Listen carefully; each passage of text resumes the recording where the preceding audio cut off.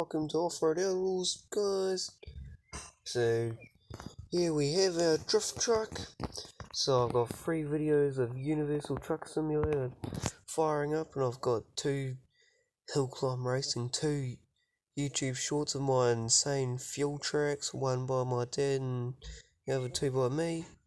But anyway, let's get to the real topic of today, and that's about this drift truck here and how to build one. When I mean build a drift truck, I don't mean one that something that looks as much as like one as you can possibly do so, but has bullshit function. I do not mean that at all. What I purely mean by that is I mean one that also has the looks to it, but also has the proper function. Now, with the upgrades is what we're going to start with first, and this is the most obvious part that you guys probably already know the answer to. So everything maxed out: power, grip, weight, durability, and engine maxed out. Yep, I already said that. So, and with the gearbox, yeah, it doesn't matter if you have a manual or an auto.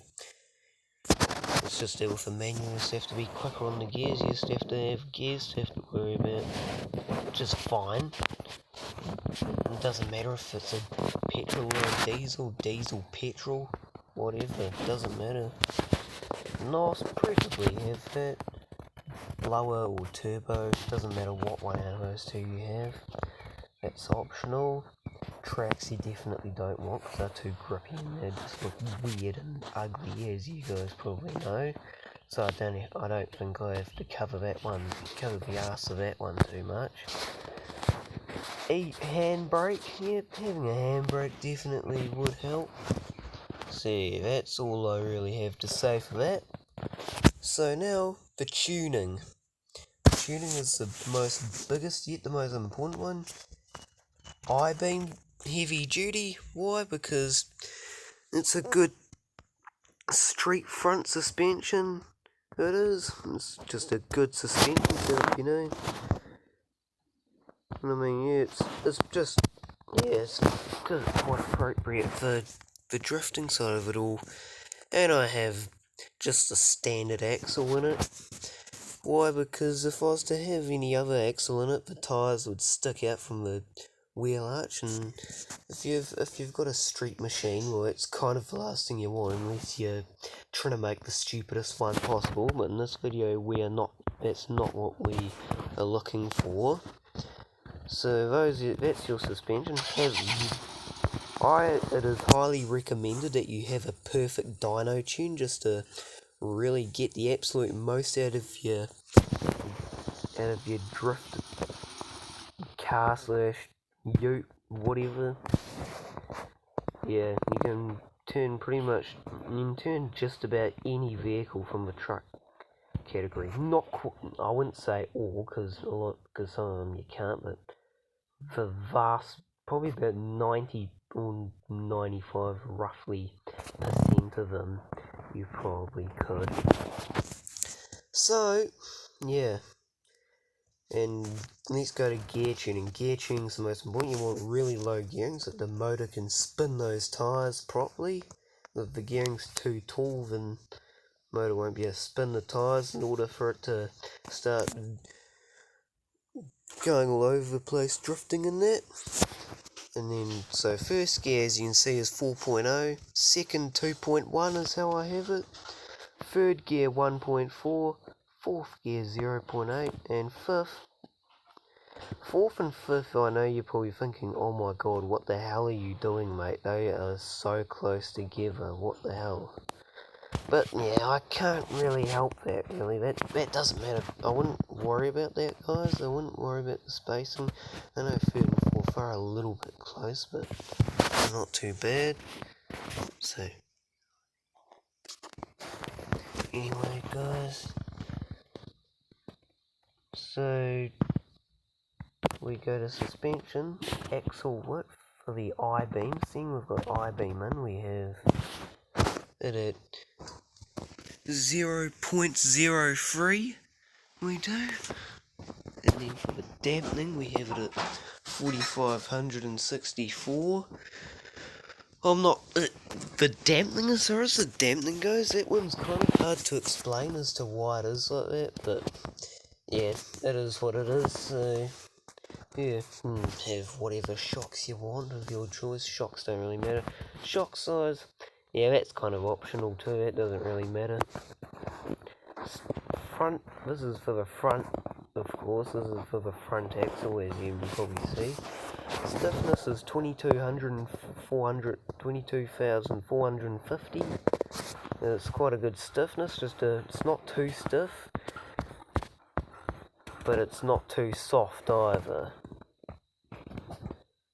Travel, we've got the travel at max, just as low as we can get it. 0.03, once again, same as the front. Dampening, a little bit more in the back. Don't worry about any of that. All that, and don't worry about that. Stiffness in the back, you want the stiffness in the back to be more than the front. We might bump that up a bit to 28,330, and the travel will have at the lowest setting for obvious reasons. So now we've covered the tuning we have, and so and before I forget, you could have either these tyres on the front, or you could have slicks, or the streets, whatever you want. Doesn't really matter, but these are probably way more effective on the road, because if you want to do drifting, well, the main place, unless you want to do it off-road, but if you want to do it in the stunt park or on the road, then follow what I'm doing. But otherwise, yeah, and so I have the spiky tyres on the back, because as you can see, they haven't got a hell of a lot in the way of traction on the tar seal. They've got very little traction on the tar seal they have, and that's what we want. What we want is to have very low traction on the tar seal. And all the other customizations are up to you. I'm not really going to cover all these other customizations. There's nothing really too important. They're all of your choice, really. Entirely, I must say. And yep, I'm playing off a Samsung phone, so this thing might be a bit slow at loading, guys. And it might lag a bit, so I do apologise for that. I'm not playing on a gaming PC, so nothing will be all fairies and fluffies and all that. None of it will be, so yeah. So guys, so we're back here we're at the stunt park now. And the stunt park really shows us that pretty much the perfect place to be doing drifting in that. It's a big open space, lots of flat concrete in that. And so yeah, kind of the perfect environment for it all, really. That pretty much is the perfect environment. Well, it's at least one of them anyway. You just have to mind all these stunt bits and jumps and crap. And so, yeah. Anyway, so we can just, yeah, all you have to do here is simple.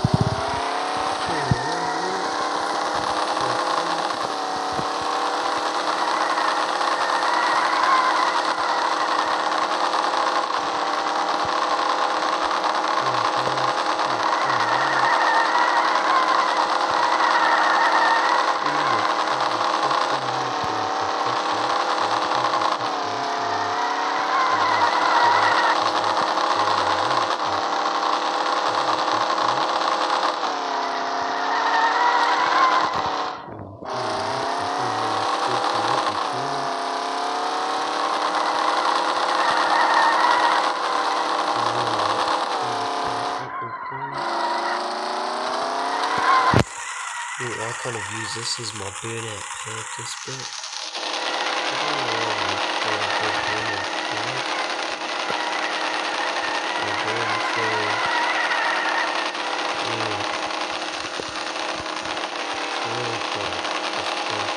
But you can also do a custom map too.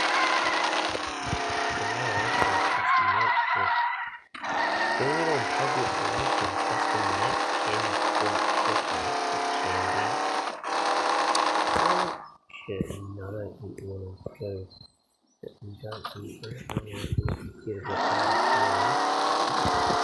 and so yeah, that's kind of all the perfect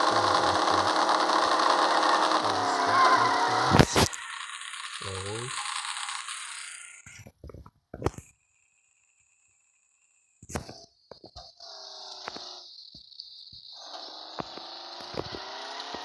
We're keeping the health of your vehicle up, keeping the repair your vehicle regularly so you can get that vehicle performance right up at its best too. That's also very key as well.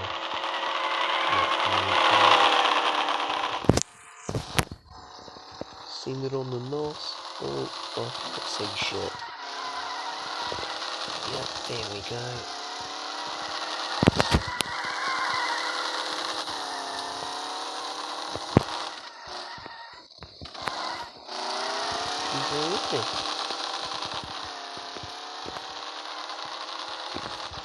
Oh shit, don't go there.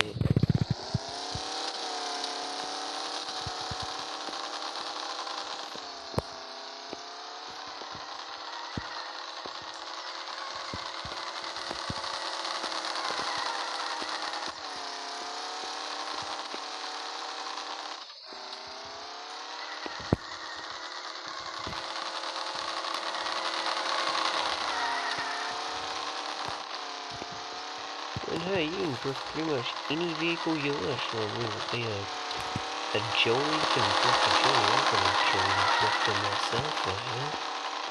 A double cab Chevy double cab thing, Joey. An old school Silverado, one of the old school Silverado I've got.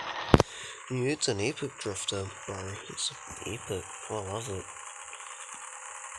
I've tuned it as a turbo diesel, which is quite good. I've got an F450 Joey drifter too, I have, so yeah, you can drift. I've never tried drifting a quad bike before. I did try making a three-wheeler drifter, but that didn't go too well. I can tell you that right now. That didn't go too well. It just wouldn't do anything. It was just, it'd go fast, but it was pretty boring it was, so can't exactly turn three-wheelers into drifters, unfortunately. Well, not that I know of anyway. So yeah, well, we could just leave it at this, so if you want to see more tips and tricks of Off-Road Out, whether it be Off-Road Outlaws, Universal Truck Simulator, maybe even Hill Climb, and maybe one or two other games, because I'm just getting started. If you don't mind liking and subscribe, liking this video and any of my other ones, and hitting that notification bell, and I'll hope to see you guys next time, whenever that will be. See ya.